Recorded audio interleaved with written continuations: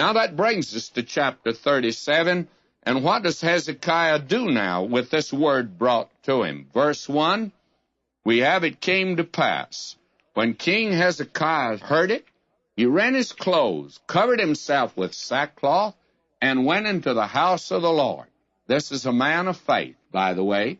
And he sent Eliakim, who was over the household, and the Shebna the scribe, and the elders of the priests covered with sackcloth, unto Isaiah the prophet, the son of Amoz. And that's another act of faith. He wants a word from God now. Verse 3, and they said unto him, Thus saith Hezekiah, this day is a day of trouble, and of rebuke, and of blasphemy, for the children are come to birth, and there's not strength to bring forth. Now, the message to Isaiah was a pretty dark picture, it's rather pessimistic. Day of trouble, rebuke, and blasphemy. Now he says it just may be the Lord, thy God, will hear the words of Rabshakeh. And this man Hezekiah has really an aberration or lapse of faith, because he speaks of the Lord as thy God. Why didn't he say our God? And he corrected it, though, when he prayed. Here, we'll see that in a moment. So the servants of King Hezekiah came to Isaiah. And now what we have here is God, through Isaiah, says this, verse 6, Thus saith the Lord, Be not afraid of the words that thou hast heard, wherewith the servants of the king of Assyria blaspheme me. Behold, I'll send a blast upon him. He shall hear a rumor, return to his own land. I'll cause him to fall by the sword in his own land. He won't even fall here. He's going to fall in his own land. God declares now the destruction of Assyria. And when Rabshakeh got back to his army, he found out that the king of Assyria had left Lachish and was going down to Libnah to war, because at that time the king of Ethiopia and Egypt had come up. And so we find here that the Assyrian host withdraws. And this rumor that came that the main force of the Syrian army was being attacked by the Egyptian army, and Rabshakeh withdraws. But he sends a word to Hezekiah, said, I'll be back. And now Hezekiah, in fear, goes in before God.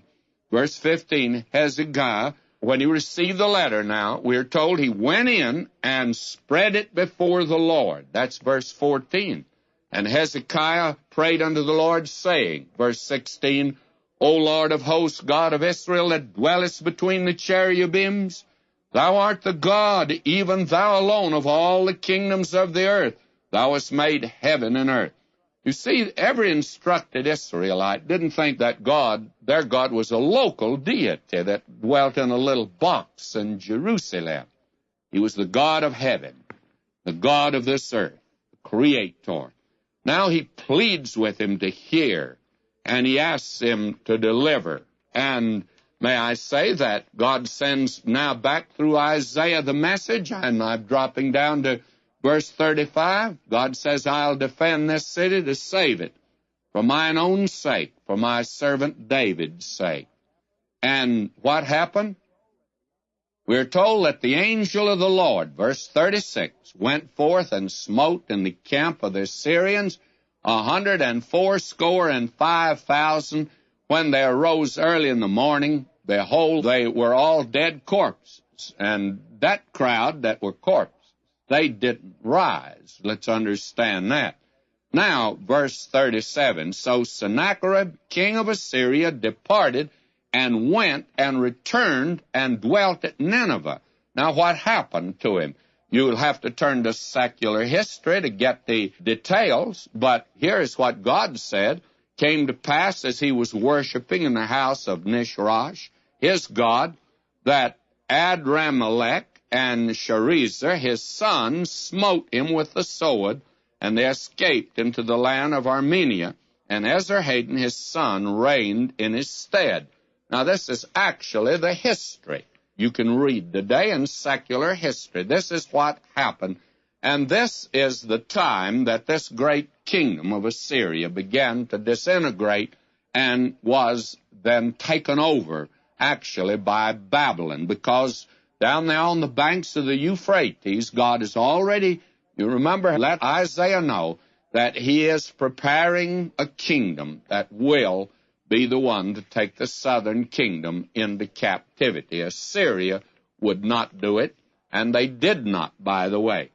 Now, I've very briefly covered that history because we've actually covered it twice before. But my feeling is that when God says a thing one time, it's important. When he says it twice, it's doubly important. When he says it 3 times, he intends for us to get the message by